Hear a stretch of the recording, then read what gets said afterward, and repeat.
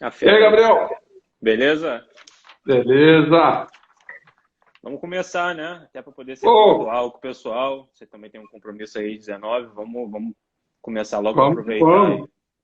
Maratona Lives hoje. Assim que é bom, né? É, é isso Vamos, aí. vamos lá, pessoal. Mais uma live aqui da RJ, tá? Meu nome é Gabriel Mota, sou especialista de renda variável da RJ Investimentos. Estamos aqui com um companheiro de longa data, sempre atende aí os nossos chamados, sempre que possível, né? Rafi, boa noite, seja bem-vindo a mais uma live aí da RJ.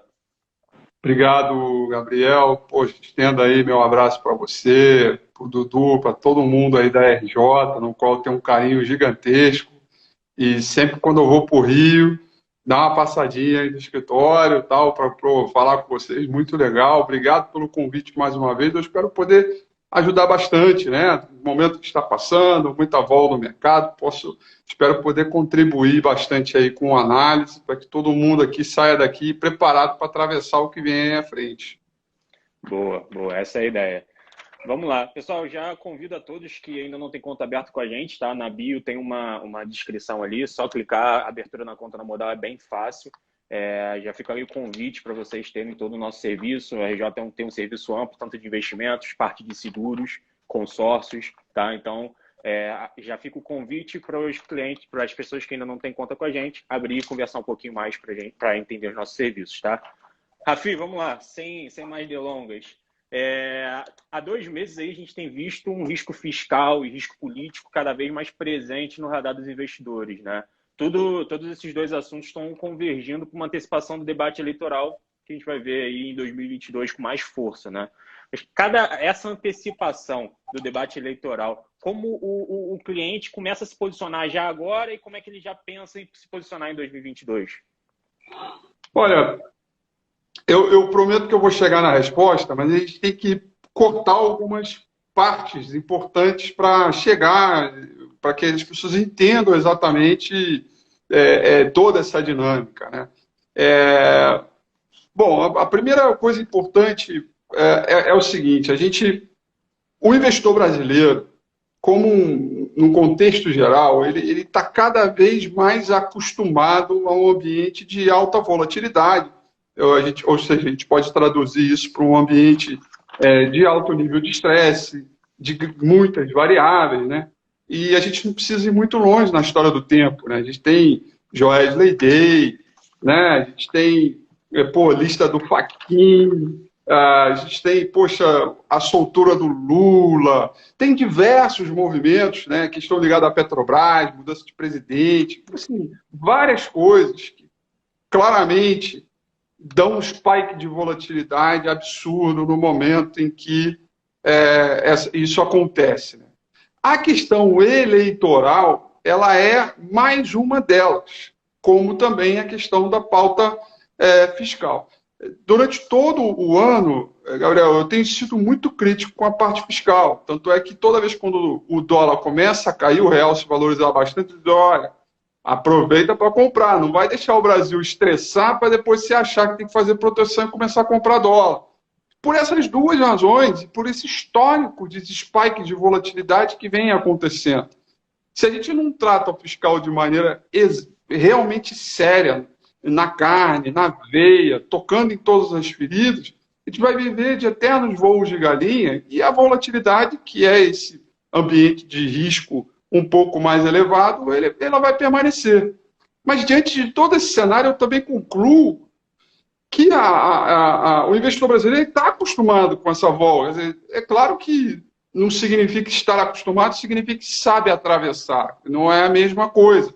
É porque a gente está risco, o preço está risco. Tudo que acontece te agita muito, vai para lá, vai para cá, etc. Então, sim, a pauta fiscal ela é crônica, a reforma da Previdência, o teto dos gastos, eles foram muito bem endereçados, mas por todo este governo, a gente sempre tem a sensação de ser um governo de pequenas e constantes crises, e uma dessas crises sempre bate ou na porta do Guedes, dizendo se o Guedes vai sair, que até agora ninguém está falando mais sobre isso, é porque daqui a pouco vai voltar essa notícia. Sempre E a volta, né? outra Sempre volta. Não, Guedes agora vai pedir as contas, Guedes agora vai sair e tal. E a outra ligada propriamente ao teto dos gastos. Não, agora vai furar o teto, porque vai furar o teto, porque não tem como, etc. É populista, isso, aquilo, papapá.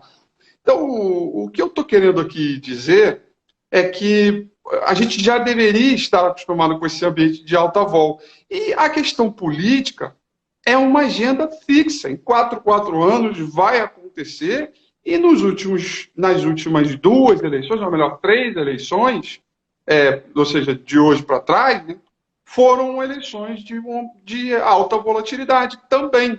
Uma composição binária, extremamente politizadas, e não vai ser diferente nesse exato momento para a próxima eleição. Então, agora sim, cortei as partes para mostrar do costume do investidor, da forma da volátil como se apresenta no nosso mercado, como a pauta fiscal ela sempre vai à tona e volta, de modo a estressar o mercado e depois alivia, mas ela está sempre lá. E a eleição ela é mais uma delas. Então, a minha resposta para a sua pergunta é o seguinte: se o investidor antecipa as eleições, né, tem diversos eventos que aconteceram para trás, que foram eventos importantes, relacionados principalmente à soltura do Lula, a anulação de todos os processos, tornando ele elegível, né? E mais recentemente agora teve o procurador entrou com um pedido também, foi anulado, não tem nada, então o Lula está livre para se candidatar, e aí começa o estresse de, volta Lula, não sei o que, como é que vai ser, e a política, que já está muito acirrada no sentido do calor, das emoções, está muito politizada, ela deve continuar. Aí, não foi também a sua pergunta, mas eu aproveito a pauta para dizer que, para mim, não faz muito sentido, mesmo diante da pandemia e da recuperação da economia com base fraca da pandemia, querer trazer as eleições que vão acontecer só no final do ano que vem para valor presente, querer precificar isso agora.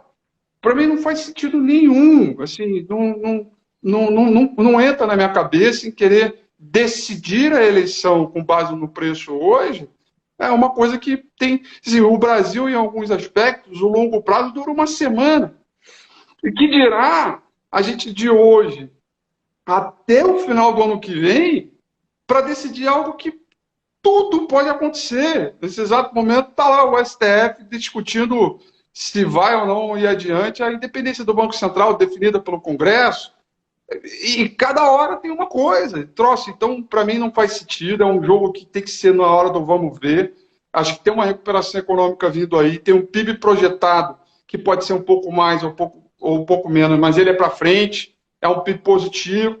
É a questão de lidar um pouco com a inflação, entender esse descontrole aí de inflação, a questão fiscal, para começar a equilibrar o portfólio e aí sim atravessar. É o que eu sempre tenho dito, Gabriel. A gente já, e é uma coisa que eu tenho dito desde o início do ano, a gente está num avião, o avião já decolou e o piloto vai dizer, olha, meu amigo, o voo inteiro vai ser um cinto apertado, nós vamos atravessar no Nuvem Negra. Não vai ser diferente, não está sendo diferente. Ótimo, Rafi, ótimo. A gente até viu já parte desse fluxo aí que não faz sentido, eu concordo plenamente com a sua visão, indo embora desde quinta, né? Quinta-feira a gente começou a ver uma retomada já de níveis melhores de Ibov, chegou perto de um suporte que era pré-pandemia, então não fazia sentido nenhum tradear aqueles valores, concordo plenamente com você. Mas como a Eleven está vendo essa questão, até mesmo se puder, se tiver mais algo fiscal ou até mesmo político que estresse um pouquinho mais, que volte um fluxo vendedor, isso altera o nosso upside, nosso alvo de Ibov para o final do ano ou não? Tá, excelente questão. Sim, tem algumas pontas de riscos que precisam ser avaliadas, que a gente aqui está levando muito a sério, né? Um está ligado ao mercado internacional, que é o tapering dos Estados Unidos, né? A possibilidade de você começar a mudar um pouco a dinâmica de compra de títulos, de fazer um apontamento de elevação de taxa de juros em função de pressões inflacionárias, e aí é estudar, entender o quanto pode ser intenso, ou até se não vai acontecer, esse discurso do Fed, que, na minha opinião, acho que nem vai acontecer amanhã em Jackson Hole, vai ser só na próxima reunião em setembro, né? Mas, enfim, essa é uma discussão porque ela muda completamente a dinâmica do dólar, do mundo inteiro, e o banco tem que entender que o Banco Central americano, como o dado diz, né, não é o Banco Central só dos Estados Unidos, é o Banco Central do mundo. Então a gente também tem que entender essa dinâmica, que isso pode repelir um pouco os investimentos para o mercado emergente, para o mercado de commodities, como num contexto global. Né? Você compete muito com ativos de alta segurança e de baixíssimo risco, que é o Tesouro Americano. Então, isso é um ponto importante do lado internacional. Do lado local, é a inflação. Porque a pauta fiscal, ela é um verdadeiro vai e vem, né? Assim, hora ela fica mais latente, hora ela fica um pouco menos. Mas ela está sempre aí eu acho que a gente perdeu a oportunidade de fazer a coisa bacana, né? Existia um capital político para vir com a reforma da Previdência trabalhista, teto dos gastos. Aí eu acho que esse capital político ele foi se dissolvendo quando apresentou uma tributária esquisita, né? E aí perdeu um pouco a forma. Mas, enfim, eu não sou analista político, eu fico só nessa análise mesmo. Mas o lado da inflação, sim, a gente tem que olhar.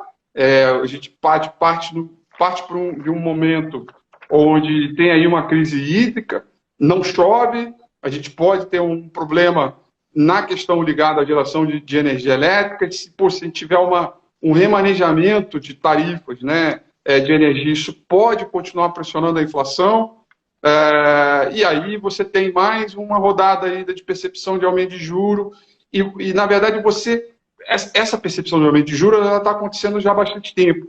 Mas a questão é que já está mais do que na hora de pensar, a partir da evolução do IPCA de setembro, ou seja, a gente vai ver agora o IPCA de agosto, no mês que vem, em setembro vamos ver o IPCA de agosto. Aí em outubro nós vamos ver o IPCA de setembro. Né? Então, lá em outubro, a ideia é que a gente veja o IPCA acomodando, dentro das condições normais, é isso que a gente vê. E se o IPCA começar a acomodar, ele acomoda também expectativas futuras de taxa de juros Selic, que provavelmente vai ficar ali entre 7 e 7,5, às vezes um pouco mais, um pouco menos, dependendo desses pequenos ajustes, também um pouco do mercado internacional, variante Delta, por aí, para que, se ancorar essas expectativas, mesmo com o fiscal que está aí, se ele ancora, e a gente tem um pequeno achatamento de curva um pouco mais para frente, pronto, a gente tem fluxo de bolsa, tem previsibilidade de PIB no final do ano, tem alguma coisa um pouco mais firme para acreditar e tem uma boa relação de risco-retorno. Então, na verdade, são duas coisas que estão no nosso radar. Né? Uma é a inflação, em que medida essas previsões que continuam batendo a porta, elas podem fazer com que essa inflação continue acelerando ou não vai ter racionamento, não vai ter aumento de tarifa. Realmente, no IPCA de setembro, a gente começa já a ter uma percepção de ancoragem e aí a gente tem uma realidade, não tem mais aquela fase de descontrole. E aí quem está assimétrico anda, né? Ponto. Assim, quem ancorou, fiscal que é esse aí mesmo, basta não piorar para manter o upside e a gente vai ficar com esse upside de bolsa da maneira como está. Acho que a forma para mudar consideravelmente ou uma ruptura, né, ou simplesmente uma espiral fiscal que você acaba entrando no descontrole. Aí a gente vai ser obrigado a mudar. Até agora, das condições que estão aí, estão mantidas. Show, Rapi. Só para reforçar, qual é o preço-alvo do Ibov para o final do ano? 138. 138, na mais conservadora, claro, né? Na parte mais conservadora. Isso aí. Isso aí. Legal, legal. Até entrando nessa linha que você falou um pouquinho dos Estados Unidos, a gente viu aí nos últimos dias, últimos meses até, né? A China tentando fazer um controle ali no preço do minério de ferro. Isso prejudicou bastante as empresas de siderurgia e mineração, né? Além disso, reportou alguns dados econômicos mais fracos, né? O pessoal, até um pouco exagerado, já fala um pouco de desaceleração da economia chinesa. Você ainda acha, esse foi o setor de siderurgia e mineração foi o setor que mais puxou a bolsa, né? Só Verdade. falando, pessoal, a Eleven entende siderurgia e mineração como o mesmo setor, tá? Então, a gente Isso. tem uma certa diferença, mas como é um setor com uma exposição parecida, é o mesmo setor, tá? Materiais básicos. Pronto. Exato. Esse foi um dos setores que mais puxou a bolsa, né? A relevância de Vale no índice é em torno de 12% a 13%, então uma relevância muito grande. Então, se Vale está com uma perspectiva positiva, o índice acaba andando junto por consequência. O que vocês estão olhando para esse setor agora? Qual o desafio desse setor? Ainda continua sendo um porto seguro ali para os investidores? E mais específico, no caso de Vale e Gerdau, que são uma das maiores custódias aqui da casa, nesse setor, é claro, o que vocês estão vendo para esses dois ativos, Rafi? Maravilha. Então, de fato, essa questão da China, ela é um pouco crônica, não vou dizer tão crônica assim, que eu já usei isso para pauta fiscal, e para pauta fiscal é muito mais. Mas a questão da China, a gente sabe eles vêm. Estão me ligando aqui, pronto, já desliguei. Deve ser o chinês. Vai falar de mim aí, eu tô gravando, tô ligado. Tá dando uma ameaçinha de leve. Muito bom. Então, assim, de fato, a China, ela, por diversas vezes, vem tentando controlar, ter algum tipo de controle sobre a sua produção, sobre os meios de produção, em algumas esferas, né? A gente já viu isso em 2013, já vimos isso em 2016, e estamos vendo hoje mais intensamente em 2021. Principalmente para a parte do setor de tecnologia, né? É a forma, a lá Trump, do jeito chinês, de proteger o seu mercado, a sua propriedade intelectual, né? Os seus meios de produção e por aí vai. E aí, uma série de inserções, né, sobre a questão regulatória e por aí vai. Bom, nesse sentido, para a gente aqui, nós, brasileiros, isso é uma variável exógena, né? Assim, ou seja, isso a gente não tem qualquer controle. E as informações, elas sempre vêm muito picadas, sempre vêm muito... vem de uma forma, mas não completa, começo, meio e fim. Você sabe uma coisa, depois vem outra. E é um segmento, materiais básicos, extremamente cíclico, extremamente, altamente dependente de cadeia de produção, da própria matéria-prima e da boa vontade em termos de balança comercial, né? E aí tem que ser da China, e para você transacionar você tem que ter dois players, né? Então, a nossa visão do início do ano era a volta do globalismo, era a volta dos pactos, blocos econômicos, a própria a melhora comercial e de uma demanda reprimida por duas razões. Uma, pandemia na veia, mas a outra, muito propriamente, por conta da eleição do Biden. O Biden, quando foi eleito, ele quis reverter a história do Trump para voltar para o globalismo. E, então, a gente começou o ano com uma ideia que a gente tem que analisar duas caixinhas. Uma é a recuperação brasileira diante da economia global, e a outra é a China, porque se a China começar a acelerar muito forte, isso seria positivo para a gente, ao ponto de impactar o nosso mercado. Quer dizer, se a gente não fizesse quase nada aqui e a China continuasse bombando, puxando matéria-prima, nossa bolsa vai andar com o mercado internacional, quer você queira ou não, por conta dessa boa relação que existe com essas commodities primárias. Então, na minha avaliação, isso continua, só que com uma velocidade um pouco menor, e tem que entender que o mercado global, né, ele é altamente dependente dessas matérias-primas, tem uma relação muito forte com o dólar também. Então, o próprio take rate pode atrasar um pouco esse processo. Então, isso prejudica a gente aqui. A própria China traz um pouco esse processo, mas eu acho que não muda o curso das coisas. É um tremendo play, mas não muda um pouco o curso das coisas. Eu acho que pode desacelerar. Para você ter uma ideia, não é hoje o índice, o setor de materiais básicos, o meu principal foco para esses 2 trimestres que ainda faltam aí, né? Ou seja, já estamos vivendo o terceiro tri para o quarto tri. Não é o meu principal foco por enquanto. Estou mais ligado aqui à economia local, com a retomada, a reabertura, vacinação em massa. Puxa, cara, acho que é coisa que pode começar a ficar legal para a gente olhar. E aí, evidentemente, fazendo as devidas dosagens, às vezes um pouco mais, um pouco menos, porque vale é vale, né? E quando a coisa no Brasil fica ruim, a Vale fica um ativo de defesa. O Na dólar dúvida é explode, vale, ela né, se Rafa? beneficia.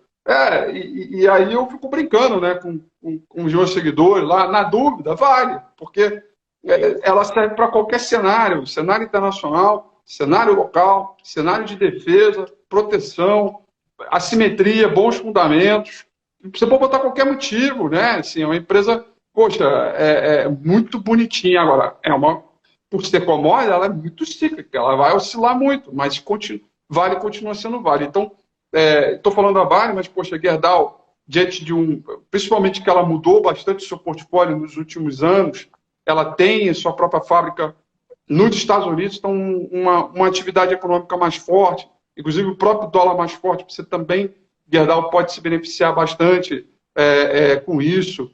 Semin também a gente adora, que é a parte boa da CSN, não que a CSN seja ruim, mas da parte da mineração, que é o filé mignon de toda a cadeia, também pode se beneficiar. Então, é uma questão de dosar agora.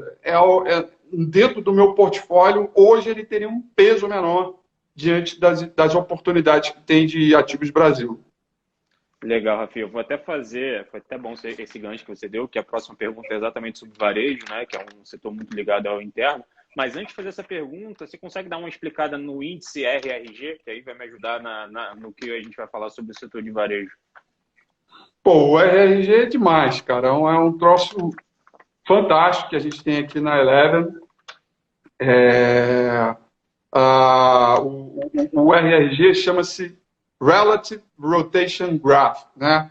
É uma ferramenta criada por um holandês chamado Julius de Kempener, que é um cara extraordinário, muito legal.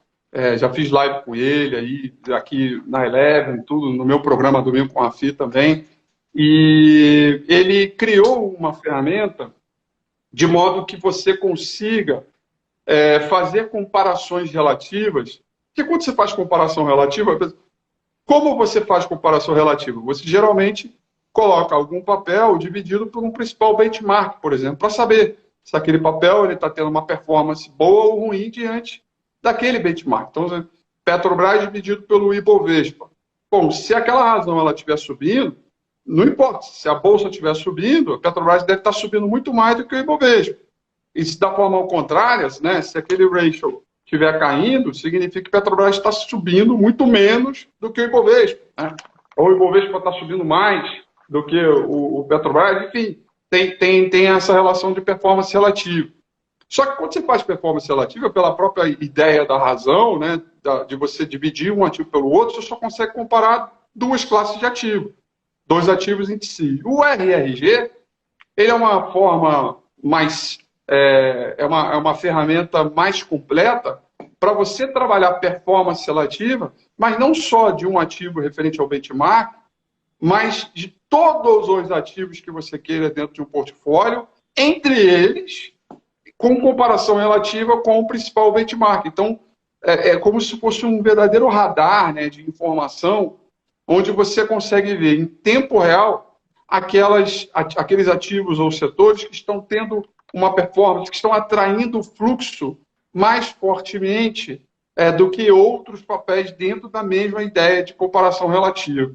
E aí é muito legal porque você consegue saber exatamente aquele momento onde as ações ou os setores estão se posicionando num determinado momento de quadrante, de força, que podem ser altamente candidatos aí a grande fluxo, a melhor performance. No final das contas, não é ter a performance absoluta, não é comprar a 1 e vender a 10 e falar assim, puta, explodi, ganhei pra caramba, multipliquei por 10 o meu patrimônio. Não, é simplesmente operar com eficiência, operar sempre aqueles ativos ou setores que estão com uma performance melhor do que o Ibovespa. Assim você consegue manejar risco melhor e consegue fazer boas escolhas, evitando aquilo que não está legal. Por isso o RRG traz isso de uma maneira bem legal.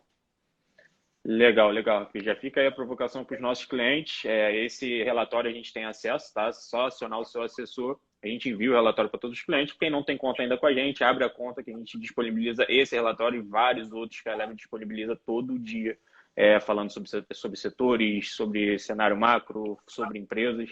Então já fica aí a ideia para quem está assistindo a live, tá? Pedi para falar sobre RRG, Rafi, porque o RRG tem mostrado que chegou meio que a hora do varejo, né? Principalmente o varejo tradicional. A gente consegue olhar aí essa questão setorial através da RRG e consegue também olhar os balanços das empresas de varejo tradicional. E a gente cita a Renner aí, que reportou um balanço muito em linha do que reportava no segundo TRI de 2019. Então já mostra um volume de vendas parecido com antes da pandemia. Então, essa é a ideia, até que você já antecipou, de uma demanda reprimida no varejo que tinha apanhado muito, né? O varejo físico apanhou bastante durante a pandemia e ainda não voltou a patamares antigos, né? de pré-pandemia. Queria que você falasse um pouquinho sobre isso, sobre essa demanda que a gente está vendo. Eu sei que é uma demanda que a gente viu em outros lugares, então está meio que só acontecendo igual aqui no Brasil, né? A gente viu isso na Europa, viu nos Estados Unidos, depois de uma fase de vacinação em massa, a gente viu essa demanda vindo para o consumo, né? Vindo para a parte de varejo. Queria que você falasse, queria também que falasse um pouquinho sobre os ativos. Parece que lojas Renner e Soma seriam uns dois players aí bem posicionados no setor. Olha, absolutamente. O que a gente precisa primeiro olhar, comunicar isso aqui, Estados Unidos e Europa, principalmente a Europa, essas companhias grandes varejistas, elas já andaram muito forte junto com as próprias administradoras de shopping. E tudo isso por conta do quê, né? Da vacinação em massa e da reabertura. É o call de reabertura, né? Loja de Renner, ela tem quer dizer, ela tinha, né? Não tem mais. Mas ela tinha um problema muito grande, que é o fato dela ela não estava preparada para um universo online, para omnicanalidade, né? Se você começar a vender em outros que não seja apenas em universo físico, né? Duas companhias que não estavam muito bem prontas para isso, que é a Loja de Renner e a C&A, né? Onde 91% das suas lojas eram, por exemplo, dentro de shopping ou loja de rua ali. E aí, cara, fechou tudo, pronto, como é que você vai vender, né? Bom, ela reverteu isso dentro de um universo do universo online, do próprio resultado que ela reportou do segundo TRI, já começou a fazer um bom equilíbrio e ainda tem um call de reabertura, porque ainda tem uma retomada e uma demanda reprimida vindo muito forte. Então, é altamente candidata e com um fundamento e, mais do que nunca, capitalizado. Que ela fez aí foi a mercado, capitalizou, tem 8 bi ali no caixa, pronto para comprar outra empresa, já especularam isso, já foi ali, tentou, não conseguiu, né? E capitalizado com seus investimentos. Então, eu acho que o varejo em si tem que olhar com algum cuidado, porque, de fato, do universo online, daquelas mais techs, né, do que propriamente do varejo do universo físico, né, muitas delas já foram na frente, né, andaram muito forte e se beneficiaram muito com a pandemia. Só que o costume do brasileiro em em consumir de maneira online, ele explodiu, né? A pandemia forçou isso. Então, tudo que o setor de consumo varejo esperava dessa transformação digital, né, do universo físico para o digital, pudesse acontecer em 5 anos, aconteceu em 3 meses, porque quando a pandemia forçou as pessoas a consumirem online. Eu falo pelo meu exemplo, eu comprei um hack pela internet, algo que eu jamais podia imaginar. Eu comprei um hack. Assim, geralmente o hack, na minha vida, você vai na loja, vai medir, vê com televisão, bota um quadro junto para ver se fica legal. Então, eu comprei pela internet e pelo próprio YouTube tem um manual para você montar o hack. Então, é uma mudança de hábito, né? Então, muito isso aconteceu. Então, na minha opinião, o mercado penalizou demais loja de Renner e agora tende a recuperar, né, indo nessa mesma trajetória. Soma, ela está um pouco na frente, porque ela já fez os deals, já correu atrás, o deal com a reserva, segmentos premiums, né, importantes que já estavam muito bem definidos pelo lado digital, né, muito bem repassado, então tudo isso acabou culminando com bons resultados. Então a gente tem aí um bom equilíbrio, alguém que está mais atrasado, alguém que já está bem melhor preparado, num call de retomada, eu acho que o varejo não deve decepcionar, na minha opinião. Não, excelente. Foi até algo que a gente viu aqui, a gente está conversando com a base mais comercial aqui da RJ, né? Falando sobre essa evolução de como a loja Gênia em específico, né? Isso serve para as outras, como você mesmo citou, como ela está bem posicionada para pegar essa reabertura, fazer o que ela já fazia bem antes da pandemia, que era o varejo físico, mas também como ela teve que se adaptar a um novo padrão de consumo. Se não me engano, foi 400 e poucos % a mais do que 2019, a questão de vendas online. Isso mostra como a loja Renner tem se adequado, como ela tem mudado e como ela está bem posicionada ali no setor. É uma excelente alocação aí para os nossos clientes, ainda mais como o papel sofreu bastante, como você mesmo citou, né? É isso aí. Vamos lá, vamos dar sequência aqui. Pessoal, se tiver alguma pergunta, peço que adiantem. A Lúcia pediu aqui, Rafa, para a gente comentar sobre a Mar 3. A Mar 3 a gente gosta também, embora, se eu não me falha a memória, eu acho que é a única das várias que está neutro. Mas acredito que seja pela questão das últimas especulações, né? Mas é isso, sem saber a previsibilidade, porque ela tem ela tem o seu mercado, evidentemente a gente prefere muito mais as outras, né? Mas aí está ali, ela tem o seu mercado, mas diante das especulações, bom, qual é o fim dela, né? E outra, né? Fale por nós, por você, pela tua empresa, falo pela minha. Todo dia, ou uma vez no mês, vem alguém querendo comprar a gente, querendo ver, você, cara, eu não consigo trabalhar. Como é que vai ser a performance dessa companhia? De tanta gente, com tudo. Então a gente olha isso, peraí, como, né? Então é algo que está um pouco neutro por não ter essa visibilidade, né? E aí, para essa pessoa que perguntou, que eu esqueci o nome, é o seguinte, Lúcia, o mercado despencou, saiu de 131, sim. Então, agora é a hora de você buscar aquelas de qualidade, entendeu? Que não tem esses entraves pela frente, né? Mas estou perdendo dinheiro. Mas eu prefiro perder dinheiro com uma que eu tenha previsibilidade à frente do que ficar ali quase que virar torcedor, né? Vale a troca, sem sombra de dúvida. É difícil já em qualquer processo de aquisição, de fusão, a sinergia é um dos pontos mais complicados, os pontos que os analistas sempre falam. Então, se você não sabe para onde a empresa vai, para qual empresa vai, qual vai ser o tipo de sinergia ali das operações, complica bastante. Concordo plenamente, Rafi. Rafi, vamos mudar um pouquinho o assunto. Vamos falar um pouquinho de BDR. A gente está falando sobre o cenário já desse ano, já um pouco mais difícil do que a gente considerava alguns meses atrás. Ano que vem parece que é consenso, parece não, é consenso que vai ser um ano bem mais difícil, seja por falta de retirada de estímulos lá fora, seja por uma economia chinesa um pouco mais deficitária do que a gente estava achando, ou até mesmo pela nossa eleição, o debate vai trazer mais volatilidade. A alocação em BDRs, como que o investidor, como que o nosso cliente consegue mesclar ativos nacionais, qual a exposição sugerida em BDRs, como você vê isso? É melhor esperar um recuo do dólar para poder alocar em BDR com mais conforto, ou você acha que no patamar que está já dá para ir investindo? Ótimo. Bom, a questão, primeiro de tudo, não é para ficar olhando o dólar quando você decidir investir em BDR, né?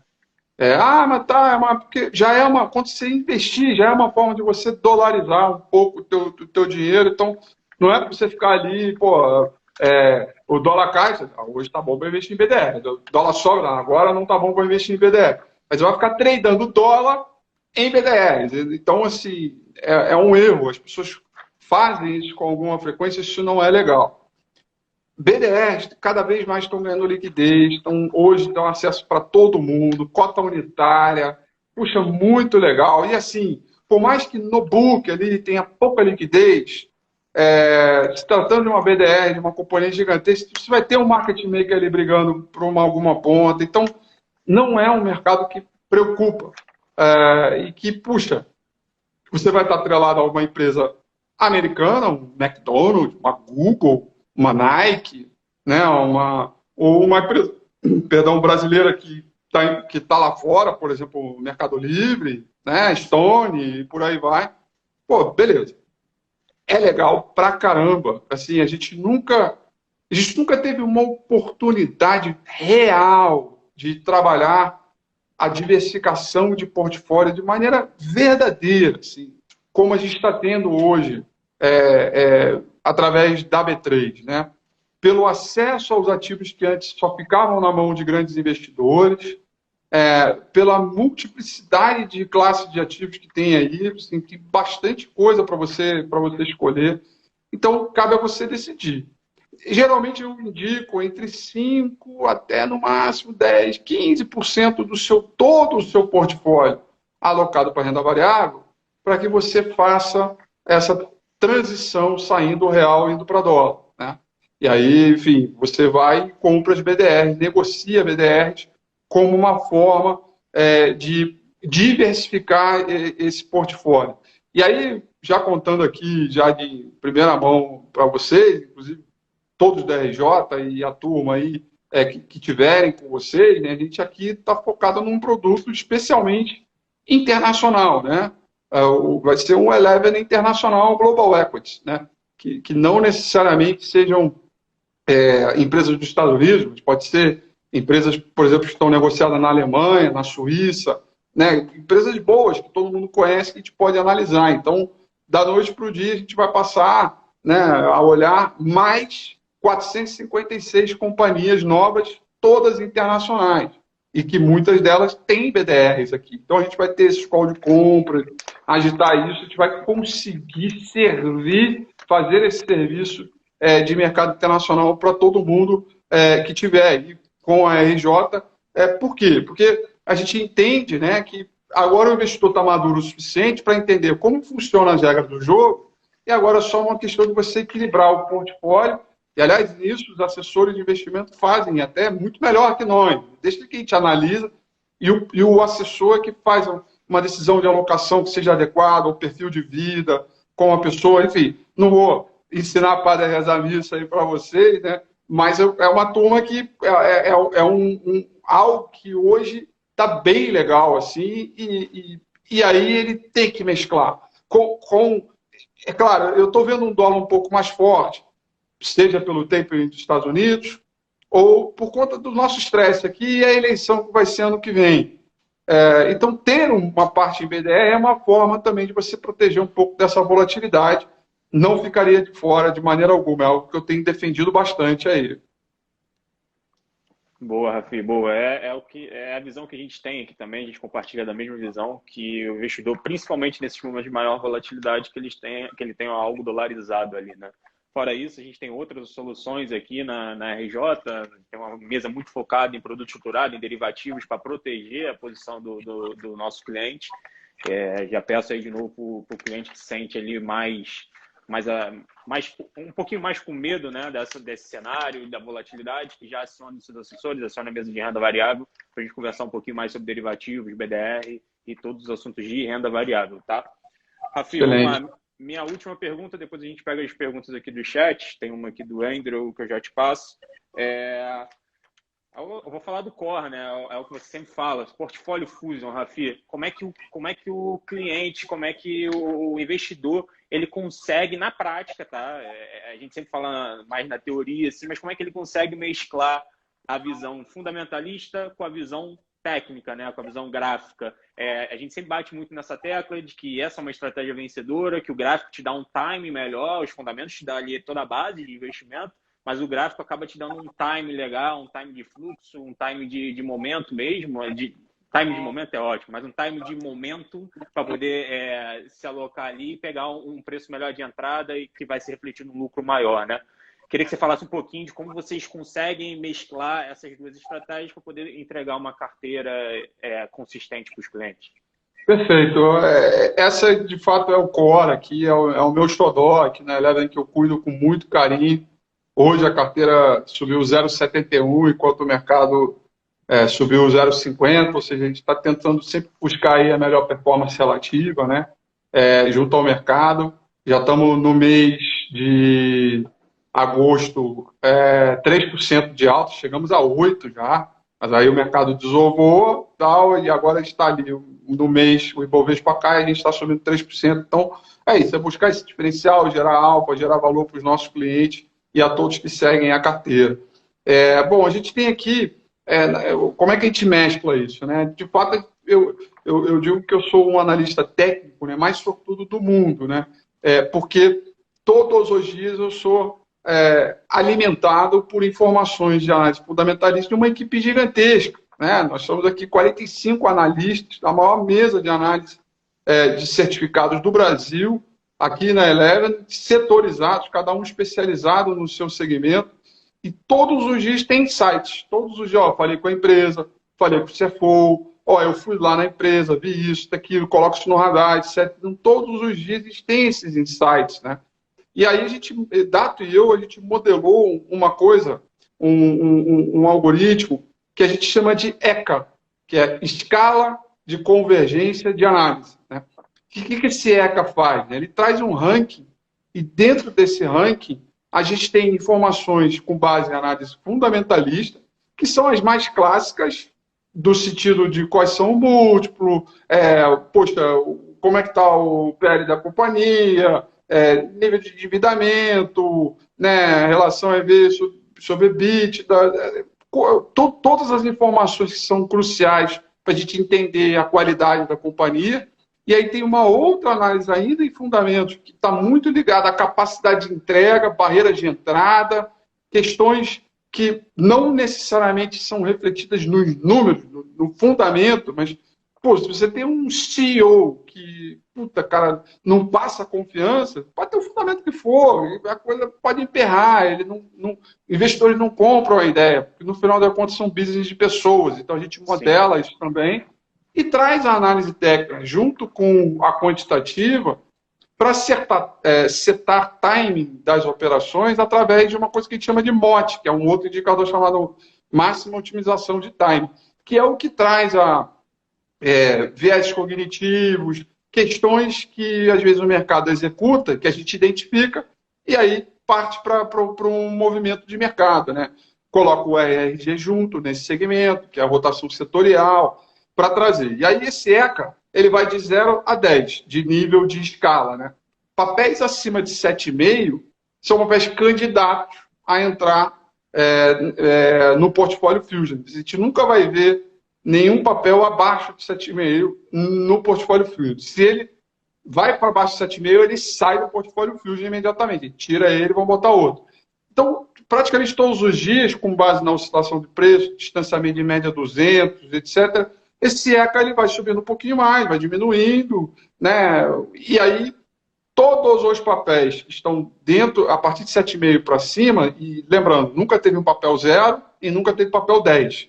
Então, sempre nessa banda, a gente faz as recomendações e espera materializar isso dentro de algum perfil de risco dentro do portfólio. Porque a ação ela pode cair 15%, mas se todas as outras estiverem subindo 15%, 20%, 30%, tudo bem, dá para aguentar a queda de 15% de uma delas. Então, a gente fica ali com um portfólio entre 4 e 5 ativos no máximo. É importante só frisar que é uma carteira que ela tem vol, ela é uma carteira arisca, né? Ontem subiu 2, hoje 0,71, mas se amanhã resolver cair 2,5, não deveria ser uma surpresa. Ela é uma carteira um pouco arisca mesmo, por se tratar de poucos ativos, e a gente sempre tenta buscar uma geração de valor alfa com o small cap também, para conseguir. Então, a gente está indo bem, sempre dá para melhorar, sempre queremos uma performance muito melhor do que está aí. Está indo muito legal, mas é isso. A gente faz essa mesclagem usando essa sim, é absolutamente toda a inteligência da Eleven. Macroeconomia, financials, behavior, análise técnica, fundamento, toda a inteligência está dentro desse portfólio através dessa escala. Opa, caiu o celular aqui. Através dessa escala de análise. Excelente, Rafi, excelente. É um produto que a gente gosta muito de vender aqui, não só ela, né? Tem outras carteiras, a mensal, por exemplo, a Access, a de dividendos, a de BDR. A gente gosta muito de vender aqui exatamente por isso. Tem uma variação ali no dia a dia, normal, de renda variável, mas se você for olhar o longo prazo, a carteira é muito vencedora e a gente ganha muito. A gente assemelha muito essa carteira, pela qualidade do pessoal da Eleven, a gente assemelha muito essa carteira ao operacional de fundos, né? Nada mais é do que vários analistas capacitados, com experiência, Exato. olhando as ações, tomando. E acaba sendo até mais transparente, né, Rafi? Convenhamos, do que uma alocação direta em fundos. Porque o fundo você tem ali, você consegue ver uma carteira do fundo com um delay de 3 meses no site da CVM, mas Exato.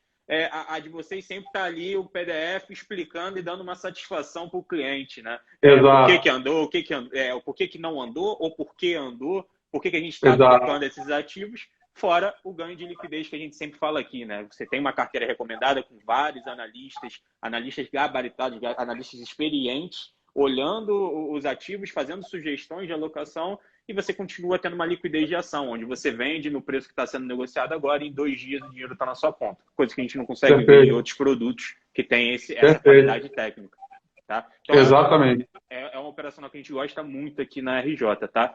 Só para fechar, Rafi, que aí a gente já vai invadir um pouco o tempo da tua próxima live, tem uma pergunta do Andrew falando sobre inflação crescente no Brasil e nos Estados Unidos, quais são os principais impactos da posição do Bacen e quais setores podem se beneficiar desse cenário?